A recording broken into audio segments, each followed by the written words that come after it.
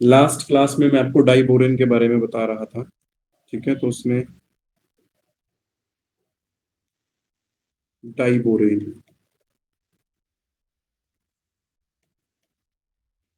Diborane किसको बोलते हैं जी?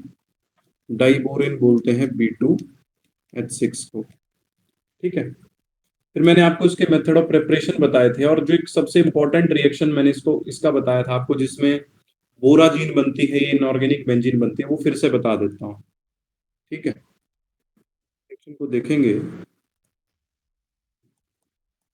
B2H6 is your diborane. तो डाइबोरेन का रिएक्शन जब मैं किसके साथ करता हूं, अमोनिया के साथ करता हूं, ठीक है। तो पहले तो यहां पर एक कॉम्प्लेक्स बनता है, ठीक है। इस तरीके से एक कॉम्प्लेक्स यहां पर बनेगा।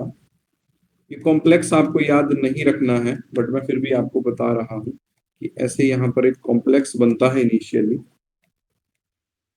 फिर वो कॉम्प्लेक्स जो है, जब मैं उस कॉम्प्लेक्स को हीट करता हूं, तो वो कॉम्प्लेक्स किस में बदल जाता है, बोराजीन में बदल जाता है। ये इंपॉर्टेंट कंपाउंड B3N3H6। कई बार इसका फॉर्मूला एग्जाम में आता है, कई बार पूछते हैं व्हाट इज बोराजीन, या इसको इनऑर्गेनिक बेंजीन बोलते हैं, बोराजीन या इनऑर्गेनिक बेंजीन,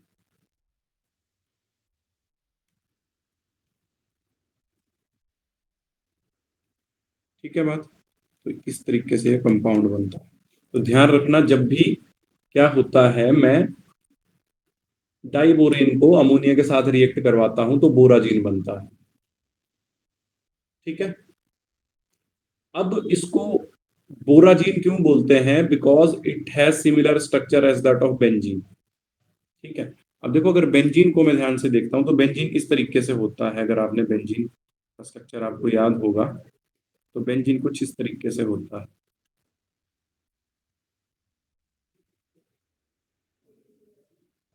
ठीक है। यहां पर क्या लगे होते हैं, हाइड्रोजन लगे होते हैं। तो अब मैं क्या करता हूं कि इसमें ये जो 6 कार्बन हैं, उनको 3 बोरोन से और 3 नाइट्रोजन से रिप्लेस कर देता हूं, तो क्या बन जाएगा, तो इनऑर्गेनिक बेंजीन बन जाएगी या बोराजीन बन जाएगी, ठीक है। तो उसका फॉर्मूला याद रखना, इसको इनऑर्गेनिक बेंजीन भी बोलते हैं। कई बार आपसे इनऑर्गेनिक बेंजीन का स्ट्रक्चर पूछ लेते हैं, ठीक है। अब यहां पर एक चीज ध्यान रखना कि बेंजीन में अंदर डीलोकलाइजेशन होती है, इसमें अंदर डीलोकलाइजेशन नहीं होती। इसका स्ट्रक्चर ऐसे बन जाता है, मैं स्ट्रक्चर ही बना देता हूँ। नाइट्रोजन यहाँ पर एक बोरोन, यहाँ पर एक बोरोन, और यहाँ पर नाइट्रोजन। तो देखो, इस तरीके से बेंजीन की तरह हो गया। अब हर बोरोन और नाइट्रोजन के साथ एक एक हाइड्रोजन जुड़ी हुई होती है, तो इसको बोलता हूं जी बोराजीन या इनऑर्गेनिक बेंजीन। समझ गए बात को? Yes yes sir. और नो? तो ये इंपॉर्टेंट क्वेश्चन यहां से आ सकता है, ठीक है। दिस इज इंपॉर्टेंट क्वेश्चन, बहुत बार ये।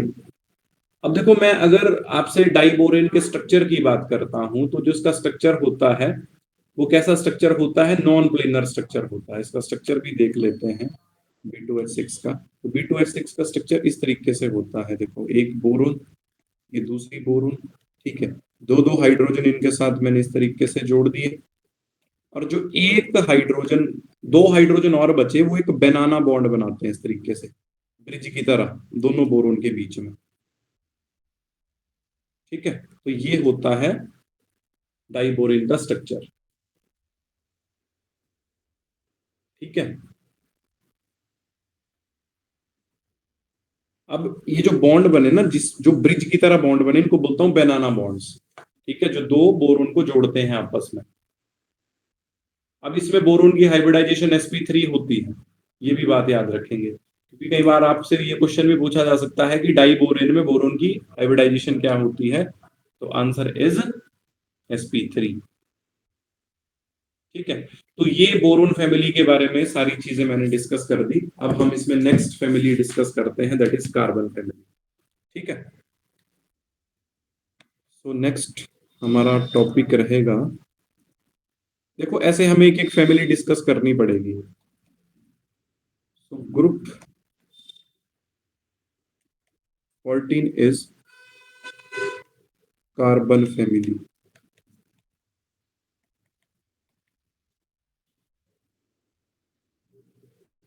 ठीक है, अब इस कार्बन फैमिली में कौन कौन से एटम आते हैं? सबसे पहले तो आ जाएगा कार्बन, फिर आ जाएगा सिलिकॉन, फिर आ जाएगा जर्मेनियम, फिर आ जाएगा टिन, फिर आएगा लेड। तो ये हैं ग्रुप 14 के मेंबर्स।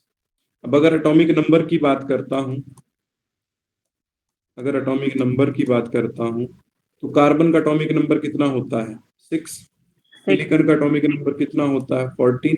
8 ऐड करते जाओ, यहाँ पर 18 ऐड करेंगे, फिर 32, फिर से 18 ऐड करेंगे 50, 32 ऐड करेंगे 82। तो इस तरीके से ये एटॉमिक नंबर आते हैं। अब ये जो ग्रुप 14 होता है, इसकी जनरल कॉन्फ़िगरेशन होती है आपके पास NS2NP2। ठीक है, तो वो कार्बन के केस में आएगी 2s2 2p2। ठीक है, सिलिकॉन के केस में 3s2 3p2, यहाँ पर 4s2 4p2, यहाँ पर 5s2 5p2, और यहाँ पर 6s2 6p2। तो ये इस तरीके से कॉन्फ़िगरेशंस आ जाएंगे। क्लियर है आपको ये बात? Yes sir.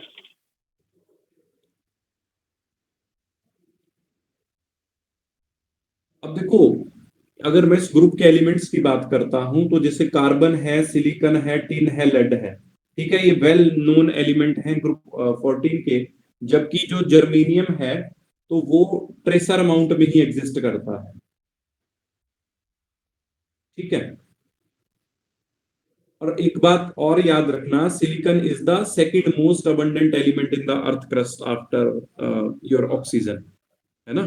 तो जो सिलिकॉन है, silicon is the second most abundant element in the earth crust after oxygen. ठीक है, बात यहां तक क्लियर है? अब बात करता Yes, हूं sir. इनके कोवेलेंट रेडियस की।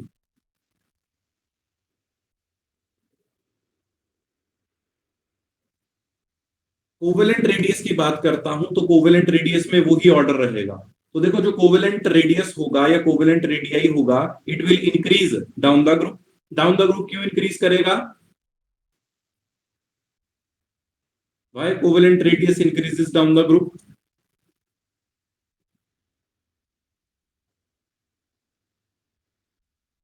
बताओ जी, what is the reason behind that? सभी में कॉमन चलेगा, भी पिछले चैप्टर में भी मैंने आपको बताया। डाउन द ग्रुप जाने पर कोवेलेंट रेडियाई क्यों इंक्रीज करता है? कोवेलेंट रेडियाई का मतलब साइज क्यों इंक्रीज करता है डाउन द ग्रुप जाने?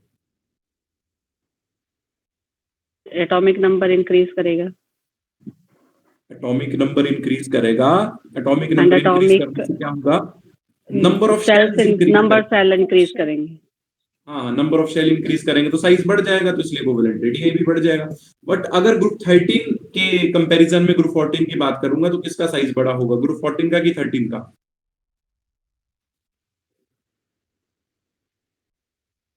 सर 13 का। 13 का बड़ा होगा, बिल्कुल सही बात है जी। तो मतलब जो ग्रुप 14 के एलिमेंट होंगे, उनका कोवेलेंट रेडियाई जो होगा, वो ग्रुप 13 एलिमेंट से छोटा होगा। उसका रीजन क्या है?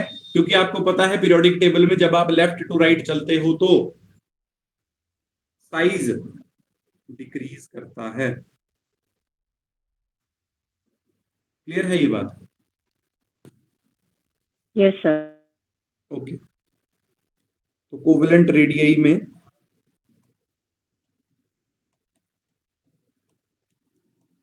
आप लिख सकते हो increases down the group smaller than group 13 elements. Next point is ionisation energy. तो क्या ट्रेंड रहना चाहिए आयोनाइजेशन एनर्जी का? देखो, अगर आयोनाइजेशन एनर्जी की बात करता हूं, तो डाउन द ग्रुप जाने पर आयोनाइजेशन एनर्जी क्या करती है? डिक्रीज करती है। डिक्रीज। ठीक है, तो वैसे तो क्या ट्रेंड होना चाहिए कि कार्बन की सबसे ज्यादा, उससे कम सिलिकॉन की, उससे कम जर्मेनियम की, उससे कम टिन की, और उससे कम लेड की, ऐसा होना चाहिए। बट यहाँ पर थोड़ा सा कंसेप्शन है, मिसकंसेप्शन है। देखो, जो टिन है उसकी ज्यादा होती है किससे? लेड से। ठीक है, मतलब इसको अगर मैं इसी वे में लिखूं तो कार्बन, फिर सिलिकॉन, फिर जर्मेनियम, फिर लेड, फिर टिन, ऐसे आएगा। तो ये ध्यान रखना इसका ऑर्डर। मतलब टिन की सबसे कम होती है आयोनाइजेशन एंथैल्पी इन ग्रुप 14। ठीक है जी।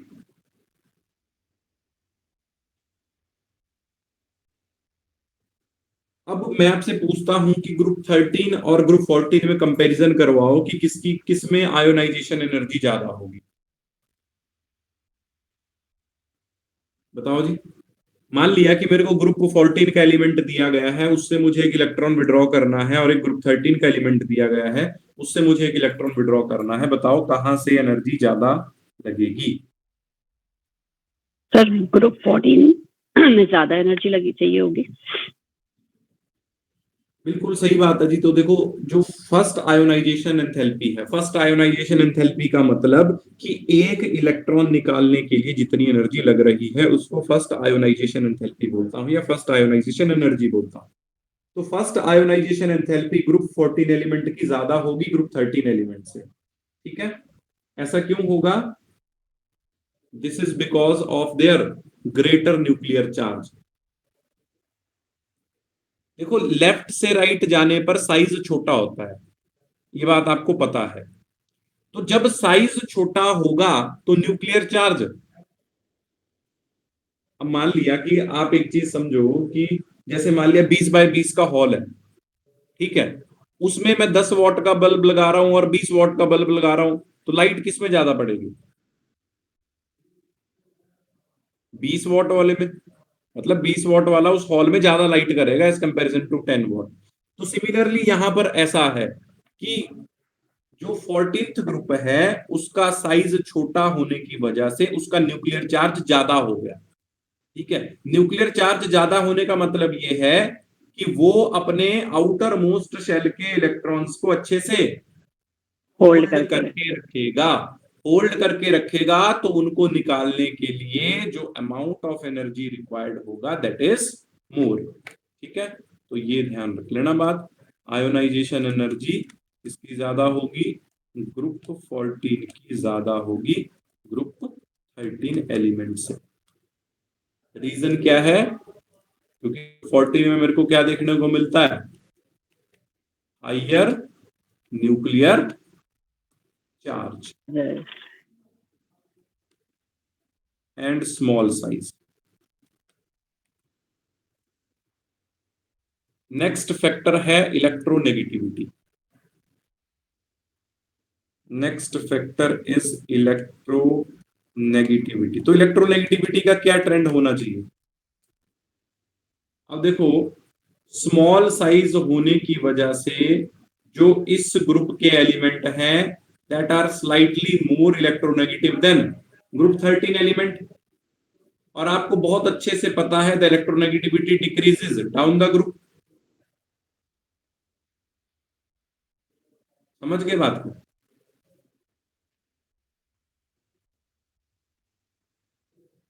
देखो, स्मॉल साइज होने की वजह से अगर मैं आपसे पीरियोडिक टेबल में एक जनरल ट्रेंड पूछता हूं इलेक्ट्रोनेगेटिविटी का, तो लेफ्ट टू राइट क्या होती है?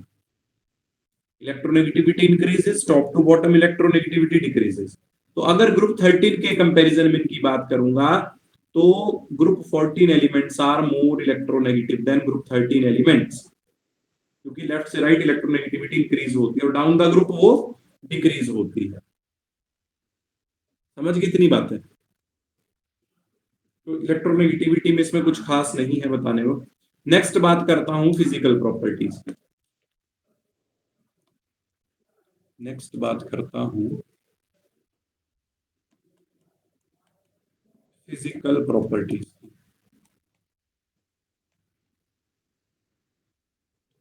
अब देखो, फिजिकल प्रॉपर्टीज को समझते हैं। फिजिकल प्रॉपर्टीज में अगर मैं सबसे पहले आपसे बात करता हूं मेल्टिंग और बॉइलिंग पॉइंट की, तो जो मेल्टिंग और बॉइलिंग पॉइंट होगा ग्रुप 14 एलिमेंट्स का, it is much higher than group 13 group elements. 13। अब उसके पीछे का रीजन क्या है? क्योंकि जो ग्रुप 14 के एलिमेंट्स हैं वो कितने कोवेलेंट बॉन्ड बनाते हैं? They form 4 covalent bond with each other. ठीक है, अगर वो 4 कोवेलेंट बॉन्ड बनाते हैं तो 4 कोवेलेंट बॉन्ड बनाने की वजह से उनमें क्या होगी? स्ट्रॉन्ग बाइंडिंग फोर्सेस होंगी एटम्स के बीच में, और उन फोर्सेस को तोड़ने के लिए टेम्परेचर ज्यादा रिक्वायर्ड होगा। इसलिए ग्रुप 14 एलिमेंट्स का मेल्टिंग पॉइंट और बॉइलिंग पॉइंट जो है वो ज्यादा होता है as comparison to group 13 elements. ठीक है, अब अगर मैं पीरियोडिक टेबल में या इस ग्रुप 14 में ही ये बात करता हूं आपसे, तो जो मेल्टिंग पॉइंट और बॉइलिंग पॉइंट होता है, it decreases down the group from carbon to lead. अब कार्बन टू लेड जो है वो बॉइलिंग पॉइंट और मेल्टिंग पॉइंट क्यों डिक्रीज करते हैं? क्योंकि डाउन द ग्रुप जाने पर होता क्या है कि जो मेटल मेटल का बॉन्ड होता है वो वीकर हो जाता है एटॉमिक साइज इंक्रीज होने की वजह से, है ना। तो ये ध्यान रखना कि कार्बन से लेड की तरफ जाने पर जो मेल्टिंग पॉइंट और बॉइलिंग पॉइंट होगा वो डिक्रीज करेगा, और उसका डिक्रीज करने का रीजन ये है कि जो मतलब बॉन्ड्स होंगे इनके बीच में, जैसे कार्बन कार्बन बॉन्ड हो गया, या सिलिकन सिलिकन बॉन्ड हो गया, या लेड लेड हो गया, जर्मेनियम जर्मेनियम हो गया, या टिन टिन बॉन्ड हो गया, ये बॉन्ड वीकर होते जाते हैं जैसे जैसे एटम का साइज बढ़ता जाता है। तो इसलिए डाउन द ग्रुप जाने पर मेल्टिंग पॉइंट और बॉइलिंग पॉइंट डिक्रीज करेंगे। तो क्या आपको ये सारी चीजें क्लियर हो गई फिजिकल प्रॉपर्टी में? जो बता, यस और नो? यस। तो देख लो, पहले तो मैंने आपको ये बताया कि जो मेल्टिंग और बॉइलिंग पॉइंट होगा ग्रुप 14 एलिमेंट का वो ज्यादा होगा ग्रुप 13 एलिमेंट से।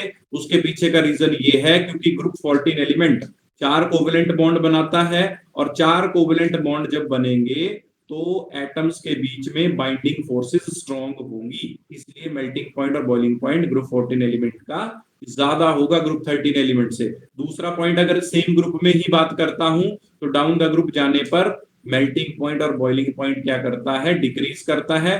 डिक्रीज करने का रीजन ये है कि डाउन द ग्रुप जाने पर एटम का साइज बढ़ता है, और जो एटम एटम का बॉन्ड बनता है वो उतना स्ट्रॉन्ग नहीं बन पाता, इसलिए मेल्टिंग पॉइंट और boiling point down the group decrease करता है। नेक्स्ट बात करता हूं फिर केमिकल प्रॉपर्टीज की।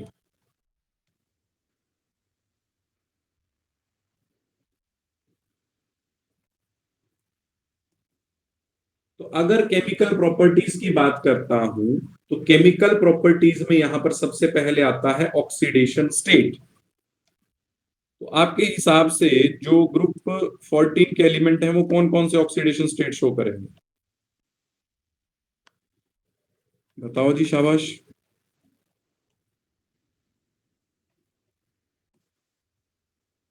4। 4, ठीक है। तो देखो, जो एलिमेंट्स हैं ग्रुप 14 के वो दो ऑक्सीडेशन स्टेट दिखाते हैं। कौन कौन से? +2 एंड +4। कौन कौन से ऑक्सीडेशन स्टेट दिखाते हैं? +2 एंड +4 ऑक्सीडेशन स्टेट दिखाते हैं। ठीक है,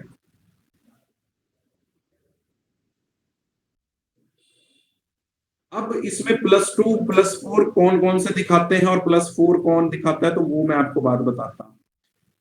मैंने आपको अभी, जब मैंने ग्रुप 13 के एलिमेंट्स आपसे डिस्कस किए थे, तो मैंने आपको बताया था कि डाउन द ग्रुप जाने पर होता क्या है कि जो s ऑर्बिटल के इलेक्ट्रॉन होते हैं वो बॉन्ड फॉर्मेशन में पार्टिसिपेट करने से मना कर देते हैं। उस इफेक्ट को मैं बोलता हूं inert pair effect. What is inert pair effect?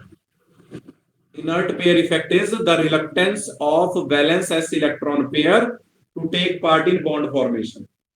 इसका मतलब ये हुआ कि डाउन द ग्रुप जाने पर जो s के इलेक्ट्रॉन होते हैं वो बॉन्ड फॉर्मेशन में पार्टिसिपेट करने से मना कर देते हैं, इसीलिए एलिमेंट मोर फेवरेबली एक ही ऑक्सीडेशन स्टेट शो कर पाता है। मतलब जो दूसरा वाला ऑक्सीडेशन स्टेट है ना, जैसे +2 वाला, तो ये नीचे वाले एलिमेंट में खासकर देखने को मिलेगा। क्या आपको बात समझ में आई? तो यहां से मैं Yes, आपको sir. एक चीज बोल सकता हूं कि जो +4 ऑक्सीडेशन की स्टेबिलिटी है, it decreases down the group and the stability of +2 oxidation state, it increases down the group. अब down the group +2 oxidation state की स्टेबिलिटी इंक्रीज क्यों करती है? रीजन है inert pair effect. Inert pair effect, inert pair effect की वजह से ये स्टेबिलिटी इंक्रीज करती है। ठीक है, क्या आपको ये बात समझ में आई?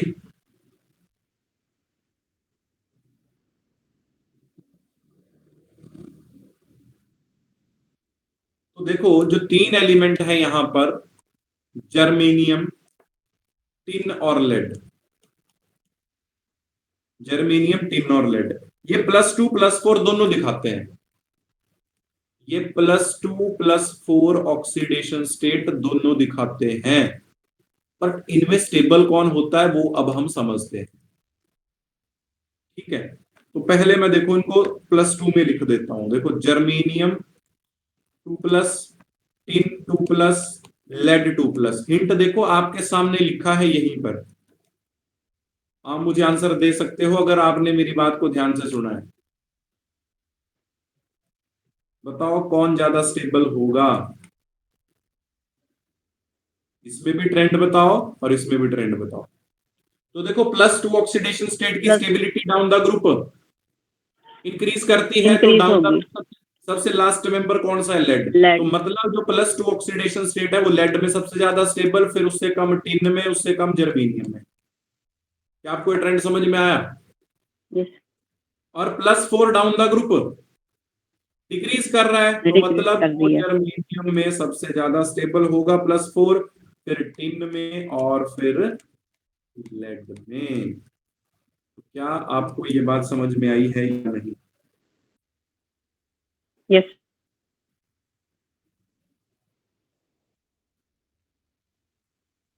ठीक है,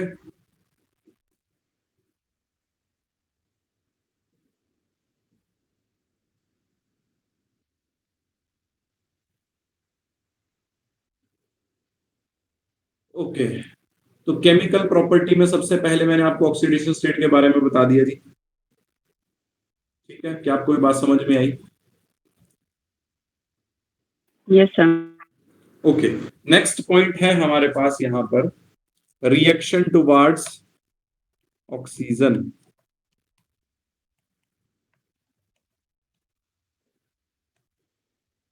रिएक्शन टुवर्ड्स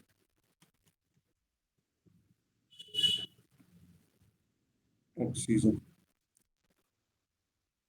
अब देखो जब मैं ग्रुप 14 एलिमेंट का रिएक्शन ऑक्सीजन के साथ करवाऊंगा, जैसे मान लिया मैंने कार्बन का करवाया तो क्या बन गया? CO2 बन गया। सिलिकॉन का करवाया तो वो क्या बन गया? SiO2 बन गया।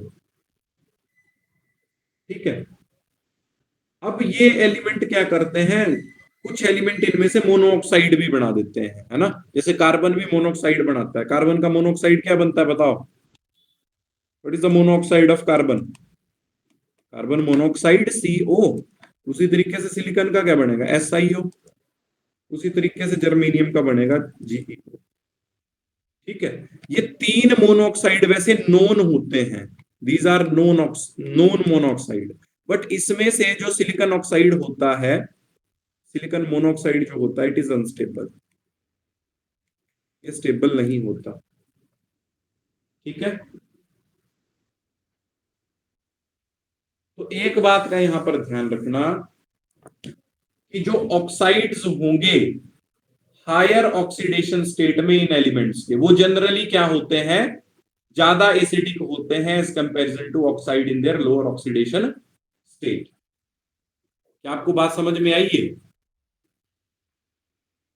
जो नॉन मेटल के ऑक्साइड होते हैं हायर ऑक्सीडेशन स्टेट में, वो ज्यादा एसिडिक होते हैं as comparison to oxide of these non metals in lower oxidation state. ठीक है, अब मान लिया मैंने आपको कार्बन के दो ऑक्साइड बताया, एक CO2 बताया और एक CO बताया, तो कार्बन के ऑक्सीडेशन स्टेट बता सकते हैं मुझे दोनों में? बताओ जरा।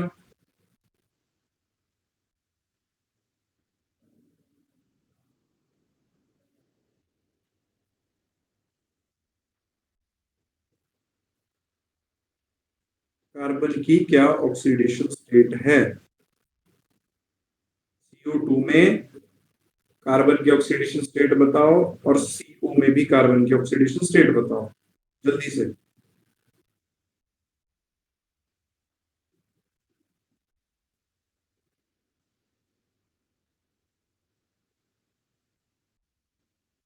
Please reply fast.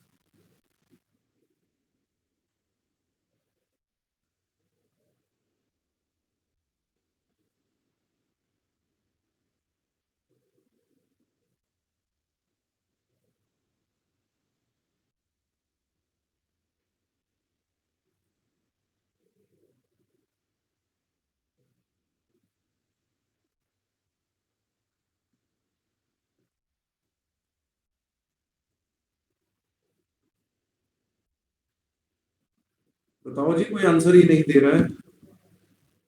Sir carbon dioxide CO2 में +4 CO2 में +4 आएगी, बिल्कुल सही है। और CO में कितनी आएगी? CO में +2 आएगी। तो कौन ऑक्साइड ज्यादा एसिडिक हुआ? CO2 is more acidic then CO2। Carbon monoxide. ठीक है, तो ये इंपॉर्टेंट पॉइंट है, इसको प्लीज मार्क करके लिख लो। मैं लिखवा देता हूं, oxides in higher oxidation state of elements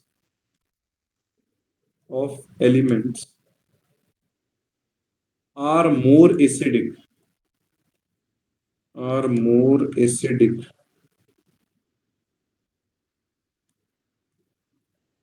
than those in lower oxidation state। ऐसे लिख लो। ठीक है, तो ये हो गई दूसरी बात, रिएक्शन टुवर्ड्स ऑक्सीजन।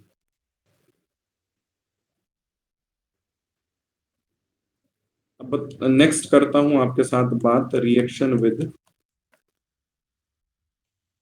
वाटर। ठीक है, अब देखो, जो कार्बन, सिलिकॉन और जर्मेनियम होती हैं, these are unaffected by water. Water का कोई बहुत ज्यादा इंपैक्ट इनके ऊपर नहीं पड़ता है। ठीक है, अगर मैं बहुत ज्यादा हीटिंग करता हूं तो ये एलिमेंट जो है वो डिकम्पोज हो जाते हैं। देखो किस तरीके से, मैं आपको बता देता हूँ थोड़ा सा। तो देखो, जैसे कार्बन का रिएक्शन वाटर के साथ करवाया, तो यहाँ पर क्या बनेगा, यहाँ पर कार्बन मोनोऑक्साइड और H2 गैस बन जाएगी। सिमिलरली सिलिकॉन का करवाया 2 वाटर के साथ, तो यहाँ पर SiO2 बन जाएगा along with 2H2 गैस। ठीक है, वाटर के साथ कुछ खास नहीं है इनका रिएक्शन, क्योंकि वाटर जो है वो जनरली पोलर होता है, तो ये कोवेलेंट कंपाउंड बनाते हैं जनरली, जो ग्रुप 14 के एलिमेंट होता है। ठीक है जी, इतनी बात समझ में आ गई आपको?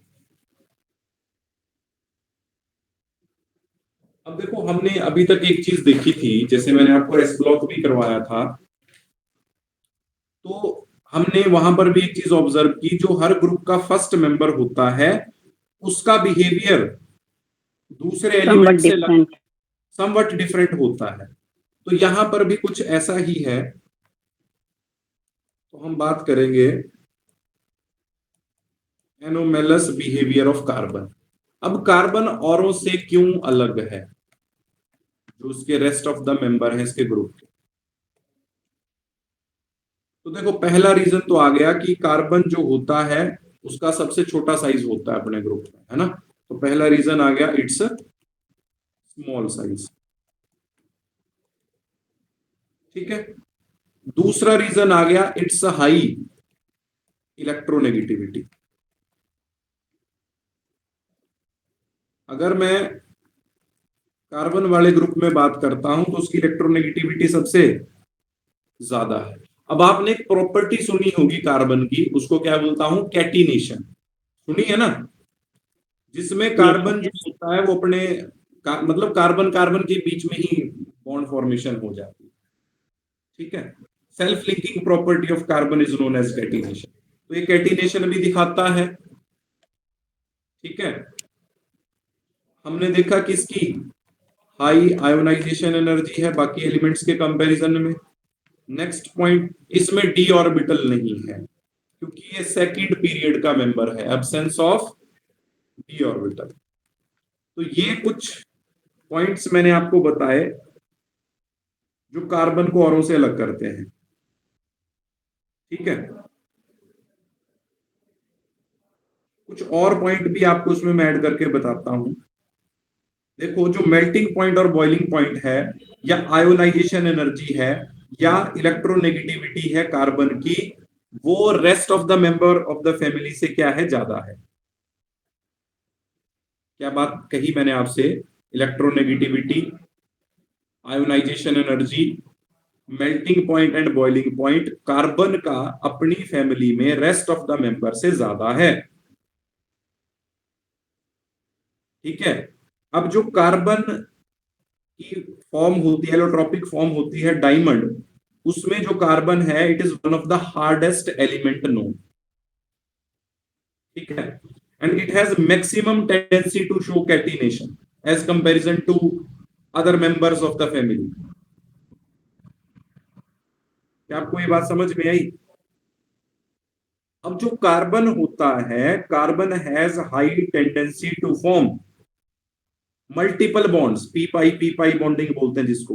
तो ये जो कार्बन है ये p pi bonding, multiple bond, double bond जो है वो नाइट्रोजन ऑक्सीजन सल्फर के साथ इजीली फॉर्म कर देता है। ठीक है। अब कार्बन डाइऑक्साइड क्या है, सॉलिड है, लिक्विड है, गैस है? गैस है। गैस। जबकि दूसरे एलिमेंट्स के डाइऑक्साइड जो हैं वो क्या है, सॉलिड है। ठीक है।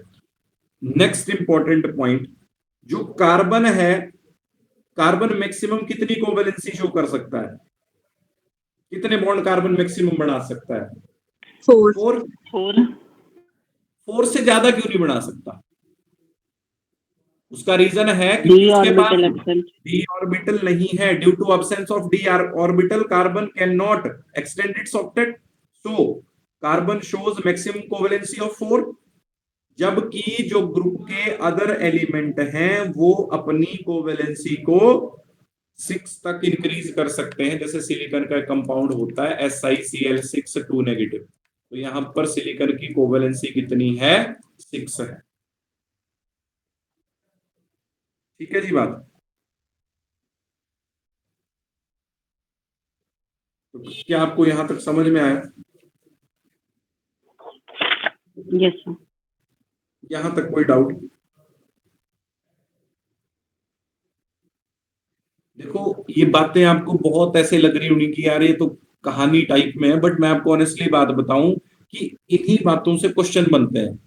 अब इनऑर्गेनिक में कोई बहुत ज्यादा प्रिसाइज कंसेप्ट नहीं है, ठीक है, बट अगर आपकी अंडरस्टैंडिंग अच्छी है, आप चीजों को रिलेट कर पाते हो, जब भी देखो इनऑर्गेनिक को सबसे बेस्ट मेथड है रीड करने का कि आप उसको रिलेट करके पढ़ो, खासकर जो पीरियोडिक टेबल वाले चैप्टर हैं, एस ब्लॉक, पी ब्लॉक और डी ब्लॉक। ठीक है। केमिकल बॉन्डिंग आपको अच्छे से आती है। केमिकल बॉन्डिंग में आपको बेसिक वही चीजें हैं जो आती हैं, हाइब्रिडाइजेशन, बॉन्ड ऑर्डर, वो सारी चीजें, फजान रूल, डाइपोल मूवमेंट। और उसके बाद कोऑर्डिनेशन में आपको कोऑर्डिनेशन कंपाउंड की ज्योमेट्री, उनकी नेमिंग आती है। तो इनऑर्गेनिक में इतना सा ही पोर्शन है, को बहुत ज्यादा पोर्शन नहीं है। ठीक है। तो नेक्स्ट टॉपिक है हमारा allotropes of carbon. Next topic is allotropes of carbon. तो कौन कौन से एलोट्रोप होते हैं जी कार्बन के? डायमंड, ग्रेफाइट और फ्यूलुरीन्स, है ना? डायमंड, ग्रेफाइट और तीसरा आ गया फ्यूलुरीन्स। ओके, अब देखो जो डायमंड होता है, डायमंड का कैसा स्ट्रक्चर होता है?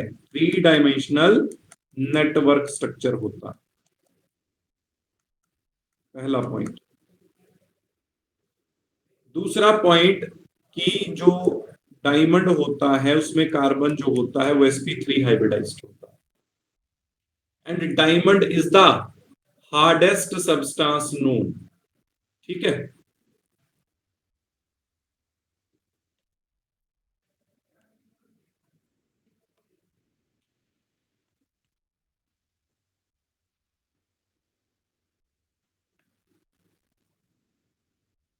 अब अगर ग्रेफाइट की बात करता हूं तो जो ग्रेफाइट है it is the most stable allotropic form of carbon.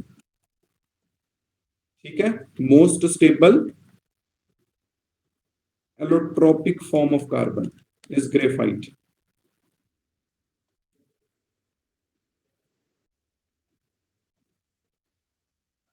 अब इसमें जो कार्बन होता है इट इज sp2 हाइब्रिडाइज्ड। ठीक है जी, अब इसका जो स्ट्रक्चर होता है उसमें हेक्सागोनल रिंग्स होती हैं, ऐसे इस तरीके से हेक्सागोनल रिंग्स होती हैं, बहुत सारी आपस में जुड़ी हुई होती हैं इस तरीके से।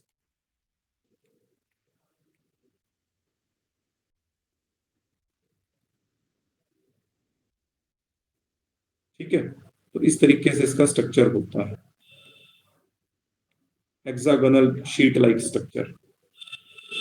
ठीक है, और जो ये हेक्सागोनल रिंग्स होते हैं these are held together by weak van der Waals forces, जिसकी वजह से जो ग्रेफाइट होता है it is soft and slippery. Soft slippery nature का होता है आपका graphite. It is a good conductor of electricity and it is used as a lubricant in machines. ठीक है, लुब्रिकेंट की तरह ये यूज होता है।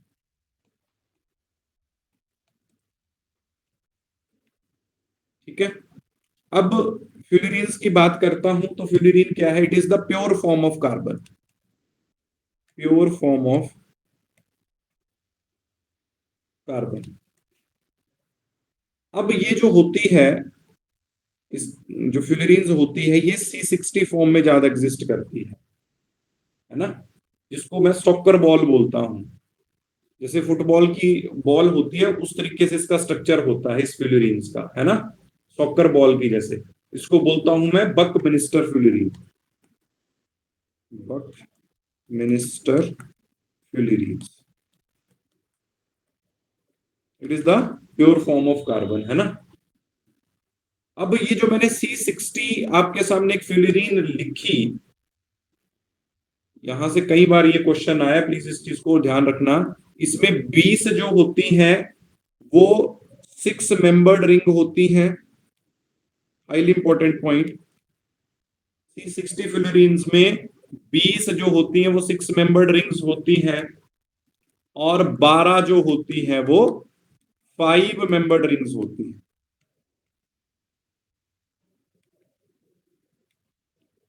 ठीक है, और इसमें भी जो कार्बन की हाइब्रिडाइजेशन होती है जी वो sp2 ही होती है। So that's all for today. बाकी मैं इस चैप्टर को कल कंटिन्यू करता हूं, कल कोशिश करूंगा कि ये वाला पोर्शन खत्म हो जाए ग्रुप 14।